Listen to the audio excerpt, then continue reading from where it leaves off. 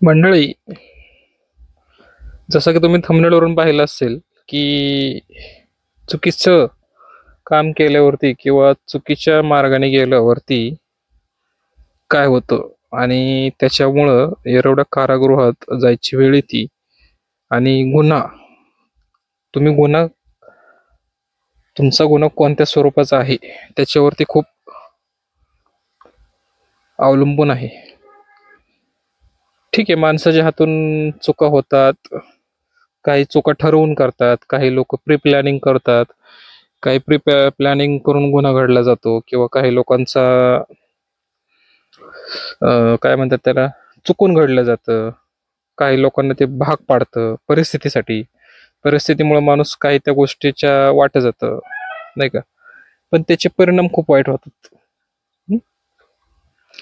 तर सांगायचा मुद्दा असाच की मी स्वतः काही गोष्टी अनुभवलेल्या आहेत येरवड्या कारागृहात. हं? त्या कारागृहामध्ये आता आमची केस सावकारकी गुन्हा होता, सावकारी केस होती आमची. पण मेन जे काय आहेत लोकांचे, आता काही गंभीर स्वरूपाचे गुन्हे आहेत, जास्तीत जास्त 376 वाले आणि पोस्को, हे जे दोन गुन्हे आहेत याचं तिथल्या तिथं कारागृहात हे खूप गंभीर मानलं जातं. कारण काय म्हणतात त्याला, गंभीर म्हणजे विषय जसे आहेत. रेप केस म्हणजे सोपं नाही आज रोजी, कारण तिथं सुरुवातीला पहिल्या दिवशी प्रत्येकाला विचारतात कशामध्ये आलाय, कुठल्या कलमात आलाय, काय गुन्हा केला, काय चूक झाली तुझ्याकडून किंवा काय झालं, हे आपण पहिल्या दिवशी गेल्या गेल्या तिथं तिथं विचारलं जातं. प्रत्येकाला विचारतात, मलाही विचारलं होतं. ते विचारल्यावरती सांगावं लागतं. आता जे मर्डरवाले असतात, जे 302 वाले वगैरे, हे त्या लोकांना काही पोलिस मारत नाहीत. पण जे 376 वाले किंवा चोऱ्या माऱ्यावाले असतात, जास्त साखळी दरोडा, नाही का, जे असे गंभीर गुन्हा असतील त्यांचे लय गोळा करून ते गेलेत आणि तिथं साखळी असे नाही म्हणतात त्याला, काय म्हणतात त्याला, नंबरकारी तशी जर असेल तर ते मग हे होतं, काय म्हणतात त्याला, मग पोलिसांना त्या गोष्टीची चिड असते. एवढे गंभीर स्वरूपाचे गुन्हे, मग तिथं मार बसतो, फटके बसतात पोलिसांकडनं पहिल्या दिवशी. जास्तीत जास्त पोस्को आणि 376 म्हणजे बलात्कार आणि अल्पवयीन मुलीची छेडछाड, या गोष्टींना म्हणजे खूप तिरस्कार आहे. भरपूर मारतात, भयंकर मारतात. तुमचा गुन्हा जितका गंभीर तितकं तुम्हाला त्रास तिथं होणार. हा, आता सावकारी केसमध्ये वगैरे काय असेल किंवा काय त्याच्यामध्ये, किंवा दुसरा अजून विषय काय असतील, भांडणं तंडणं असतील, त्यामध्ये नाही सहसा कोणी असं हात नाहीत लावत पोलिस. फक्त पहिल्या दिवशी रेप केसवाल्यांना किंवा ह्या लोकांना, चोरीमारे दरोडा प्रकरणातले दरोडेखोर, ह्यांना पोलिस भरपूर मारतात पहिल्या दिवशी. 5-5, 6-6 पट्टे वाजतात, तसले पट्टे असतात, ते पट्टे असतात त्याच्यामध्ये. आणि आता कसं होतं, मी आता पाठीमाग बरेचसे व्हिडिओ टाकलेले आहेत असे जेलमधले, हे जेवायला काय असतं काय नाही, चपाती कशी असते, भाजी कशी असते, भाकरी कशी असते, त्या भाजीमध्ये हिंग वापरलेलं असतं, त्या हिंगामुळे काय त्रास होतो शरीराला, माणसाचं काहीच काम करत नाही त्या हिंगामुळे, पूर्णपणे तो गार पडतो. असे काही बरेचसे व्हिडिओ मी टाकलेले आहेत पाठीमागं. तर सांगण्याचा उद्देश आहे की अशा चुका होऊ नये आणि झाल्या नाही पाहिजे तुमच्याकडून, की एवढं कारागृह वापरायला पाहिजे. जर तुमच्याकडून काही चुका घडल्या असतील किंवा इथून पुढे घडू नये, तर याच्यासाठी बाहेरच्या बाहेर तुम्ही जितकं तडजोड होईल, जितकं जिथल्या तिथं जुळवाजुळव करता येईल, ते बाबा समोरच्याची माफी मागावी, किंवा काय गुन्हा झाला असेल तर माफ करावं, त्याचं काय नुकसान झालं असेल तर नुकसान भरपाई द्यावी. पुढे जाऊन ते कोर्टात जाणे, खेळत बसणे, हेलपाटे मारणे, ते सोपं नाही. आता माझ्यासारख्याला तर, मी तर एकदम सर्वसामान्य आहे, मला तर काय करता येत नाही. आता माझ्यासारखे हेलपाटे घालणं म्हणजे नको नको झाले, जीवावर आले माझ्या, काय नको नको झालेत त्या गोष्टी. तर ते जे काही झाले हे खूप चुकीचं झाले माझ्याबद्दल. आणि कारागृहात जे काही 15-20 दिवस मी काढलेत येरवडा कारागृहात, तिथले दिवस खूप भयानक होते. खूप म्हणजे सांगू शकत नाही मी की काय विषय होता, काय आपल्या दुश्मनांना पण अशी वेळ येऊ नये असे कारागृहातले दिवस आहेत. मी तेच तुम्हाला सांगतोय की जेवढा गुन्हा तुमचा गंभीर आहे तितका तुम्हाला त्रास हा होणार, तितके तुम्हाला तिथं वागणूक तशी मिळणार. नंतर काय नाही, 2 दिवस नंतर, 2-3 दिवस झाले की नंतर मग काय नाही, सगळं मिक्स असतं, सगळं सरसकट, कशी बी राहा, कुठे बी राहा, काय बी करा. पण वाईट ह्याचं वाटतं की पहिल्यापासून आपण कधी आपलं कुठलं क्रिमिनल रेकॉर्ड नाही, वाईट कधी आपण कुठल्या मार्गाला गेलो नाही. आणि हे सगळं होऊन मला काही लोकांनी प्री प्लॅनिंग करून आतमध्ये टाकलं. असतात आपल्या वाईटावर, कोणाला देखवत नसतं चांगलं चाललेलं किंवा वाईटचं हे झालेलं, तर काही लोकांनी प्री प्लॅनिंग करून टाकलं. आता कसं असतं मंडळी, कर्म सगळ्यांचेच वाईट आहेत, कोणाचे लपून राहतात, कोणाचे छापून येतात. बघा बरं का, काय म्हणतोय, किसी के कर्म छुपते है, किसी के कर्म छापते है. बघा, काही लोकांचं झाकून जातं, काही लोकांचं, म्हणजे अशातली माझी गरज झालेली आहे की माझं छापून आलं हे. आणि हे आणलं लोकांनी, जे जे काही आपल्या वाईटावर आहेत, आज बी आहेत, आजची परिस्थिती आहे तशीच, बरेच लोक असे आपल्या वाईटावर आहेत की आजही कुठेतरी मी चुकीत सापडतोय आणि मी कुठेतरी काहीतरी करतोय की हे त्यांना वाट बघतायत सध्या. आता तुम्ही म्हणसाल की तू काय एवढाही लागून गेला का, पण कसं असतं मंडळी, आपण एखादा बाहेरून येतो माणूस आणि काही लोकांना देखवत नसतं, बाबा हा लय चांगला हे करतोय, 4 व्हीलर मध्ये फिरतोय किंवा आयुष मध्ये फिरतोय, मजुरी पोट भराय आलेला आणि तो हे करतो काय. त्या लोकांचं आपलं काही वैर पण नाही, इथून मागं कधी झालं पण नाही, पण ते लोक आपल्या गांडीत बोट घालायला बघतायत. हा, मग आता गहाण शब्द मी वापरलाय, बघा तुम्ही मग ती काय असेल. खूप त्रास झालाय मला ह्या गोष्टीचा, विनाकारण बदनामी केली, बातम्या टाकल्या, बातम्या छापून घेतल्या. काय, एक रती एक महारथीत असं आहे की ती वाटच बघू नये माझ्यावरती, की लगेच ह्याच्या विरुद्ध बातमी टाकायची लगेच. आणि सुरुवातीपासून 2-4 जे केस केल्यात ह्या सगळ्या त्यांनीच केल्यात.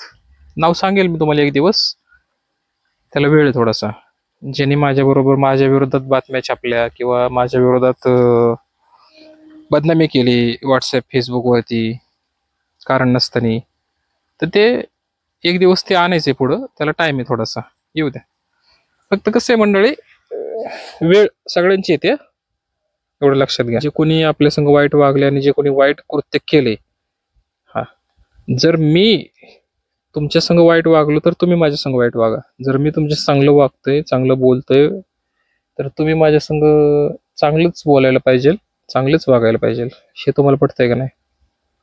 त्यामुळे जे काही 15-20 दिवस गेलेत कारागृहात, लय नाही गेले, 20च दिवस. आता काही लोक 6-6 महिने, 2-2 वर्ष, 5-5 वर्ष, 10-10 वर्ष, काही लोकांना जन्मठेप आहे, त्या लोकांनी काय करायचं. पण सांगण्याचा उद्देश आहे की आपल्या मागं कुठलाही क्रिमिनल रेकॉर्ड नाही, आपण कुठेही कुठल्या ह्याच्यात आपल्या बाबाले आपल्याला दरोडेखोर आहे ना, आपल्यात माणसाला हे झाले तर असे 2 नंबरचे अट्टल गुन्हेगार आहेत, अशातला काही विषय नाही. पण काही लोकांनी आपल्याला ठरवून प्लॅनिंग करून आतमध्ये टाकलं, ठरवून प्लॅनिंग करून केसेस केल्या काय, आणि त्या लोकांनी मला इथं अडकवलं. मंडळी, आता जेवण झालं, जेवणाचा विषय, जेवणात तर किती बेकार, ते नुसतं हिंग टाकलेलं असतं कंटिन्यू त्या जेवणात कारागृहात, एवढ्या कारागृहात. काय बरेचसे विषय आहेत असे, ह्या 15-20 दिवसात मी बरेच काय पाठीमागं पण बरेच काय सांगितलेलं आहे. आताही तुम्हाला तेच सांगतोय की हे जे काही विषय असतं, हे जेवणात जे काय आहे, ते हिंगाने काय होतं, शरीराला माणसाची जी काम वासना आहे, सेक्स भावना, ही पूर्णपणे आतल्यात खचून येऊन जाते, नष्ट होऊन जाते. अंगातली ताकद, म्हणजे जे काही आपण म्हणतो, ते पूर्णपणे शांत होतं, अशातली गती. पण ते नाही झालं पाहिजे, असो, व्हायला बी पाहिजे, नाही बी झालं पाहिजे, झालं बी पाहिजे, असं बी आहे, दोन्हीकडून आहे, म्हणजे दोन्हीकडून आहे. फक्त सांगण्याचा उद्देश हाच आहे की चुकीचं काम केलं तर वाईट, चुकीच्या कर्माला चुकीचं हे मिळतंच. आणि तुम्ही सर्वांनी जर, माझं असं म्हणणं नाही की बाबा याच्यातून आपलं काही कोणाला हे म्हणे दुखवायचं, भावना दुखवायचा हेतू नाहीये. फक्त की ह्या व्हिडिओच्या माध्यमातून आपल्याला सांगणं एवढंच आहे की कोणी वाईट काम करू नका किंवा वाईट मार्गाने जाऊ नका, वाईट चुकीच्या मार्गाने पैसा कमवू नका. कुठल्याही आयामायावर, बहिणीवरती, कुठल्याही ताईवरती चुकीची नजर टाकू नका. तिच्याबद्दल आपला आदर करा, स्त्रीचा आदर करा. रेप केसेस वगैरे असल्या गोष्टी घडतात आज रोजी समाजात, आपण बघतोय. तर हे नाही घडलं पाहिजे आणि पुढेही कुठतरी चांगलं राहावा सगळ्यांनी मिळून. आणि भांडणं तंडणं किंवा वादविवाद हे टाळा. इथून पुढच्या काळात माणसाचं जीवन आता सध्या रोडला एवढ्या गाड्या झाल्यात, वाहनं झाल्यात, एवढी लोकसंख्या वाढली, माणसाचं जीवन एक सेकंदाच आहे, विदिन सेकंद पापणीला उसर जीव जातो माणसाचा. माझ्या समोर ह्या 2 महिन्यात ह्या घटना घडल्यात अशा. अटॅक, माणसाचा बोलता बोलता असं बोलतोय माझ्यासारखं, अटॅक आलाय, अटॅक येऊन तो जागेवरती खलास झालाय. मागच्या महिन्यातल्या गोष्टीत माझ्या डोळ्यासमोरच्या. त्यामुळं तुम्ही सर्वांनी चुकीच्या मार्गाने जाऊ नका. जेलच काय, पण कोणाची ताकद नाही झाली पाहिजे आपल्याला चल रे म्हणायची किंवा कार्यकारी करण्याची. तसं वागा आणि राहावा इथून पुढच्या काळात. अजिबात शॉर्टकट पैसे कामाच्या बाद जाऊ नका. चुकीच्या मनात फ्रॉड किंवा काय अशा काही करण्याच्या भानगडीत पडू नका. आता सध्या सायबर गुन्हे खूप वाढलेत, सायबर प्रमाण खूप झाले ठिकठिकाणी. खूप आपण बघतो सध्या ऑनलाईन फ्रॉड, फसवणूक भरपूर चालली ठिकठिकाणी. कोणाला OTP वगैरे असले काही शेअर करत जाऊ नका. दुसरा एक विषय असा मंडळी, की आता एक 2-4 दिवसापूर्वी माझी बायको गावी गेली होती एका ठिकाणी. तर तिथे एक दुसरी एक आमची जी एक मानलेली बहीण आहे ती तिथं आली होती. ती बहीण, तिला इतका गर्व होता, तर बायकोने मला सांगितलं, तुम्ही म्हणलं तर ह्या व्हिडिओमध्ये हे काय सांगतो, पण माझ्या बायकोने मला सांगितलं की त्या बहिणीला, मानलेली बहीण आहे ती, पण तिला गर्व होता बरोबर, तिने मोठेपणाला हे केलं, दाखवलं तिथं काय. ते तसलं लय दिवस टिकत नसतं फुगिरी पैशाची, लय पैशाचा गर्व चांगला नाही. आता एक 4 दिवसापूर्वी गेलो तिकडे कराड साईडला, तर त्यावेळेला तिला जे दिसलं, तिने जे मला, आता आज आली बायको, तिने मला बोलून दाखवलं की पैशाचं गर्व लय दिवस चालणं, तुमचं सोनं नाणं, तुमचे पैसे, तुमचे घरदार, गाडी घोडं, हे असलं आम्ही करून बसले, ते आमच्याकडे आहे ऑलरेडी काय. ते तुम्ही आम्हाला तुमचा मोठेपणा सांगू नका. त्याला आम्ही भरपूर करून बसलोय. तुमचं ते सोनं नाणं 5-25 तोळा असतील ना, ते तुमच्याच ह्याच्यात घालून घ्या आणि ठेवा, आणि बोखंडी घ्या. पैसा बंडल काय असेल ते बंडल घेऊन झोपा. आम्हाला ते अशी घेणं देणं नाही. तुमचा मोठेपणा तुझ्या घरी, तुझा जागीरदारपणा तू तुझ्या घरी कर. माझ्या बायकोला दाखवायची किंवा ह्याला करायची गरज नाही. आता हे मी कोणाला बोलतो, ह्या व्हिडिओ बघितल्यावरती तिला समजेल. ठीक आहे. असो मंडळी, जास्त गर्व, संपत्तीचा माज नसावा कोणालाही. जास्त संपत्तीचा माज हा नसला पाहिजे.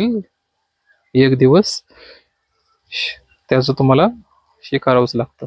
काय म्हणतात त्याला, आज येतं उद्या नाही पैसा. त्यामुळं आम्ही सगळं करून बसलोय. तुझा पैसा तुझ्यापाशी, सोनं नाणं तुझ्यापाशीच राहू दे, आम्हाला कधी अशी घेणं देणं नाही. ठीक आहे. पुन्हा एकदा मंडळी, चुकीचे कामं करू नका. जितकं गुन्हा तुमचा गंभीर असेल तितके तुम्हाला शिक्षा होणार.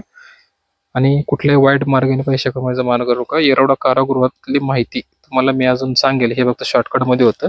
बरेच काही गोष्टी आहेत पुढं, ते तुम्हाला मी नंतर कळवेल की चुकीच्या मार्गाने किंवा काय त्रास होतो आतमध्ये गेल्यानंतर, जेलमध्ये गेल्यावरती काय त्रास होतो, काय होतं काय नाही. मी तर 8 दिवस रडत होतो कंटिन्यू. मी का रडत होतो हे तुम्हाला मी पुढच्या भागात सांगेल. ठीक आहे, चला भेटू नंतरच्या ब्लॉगमध्ये. काही चुकलं असेल तर माफी असावी. रामकृष्ण रे.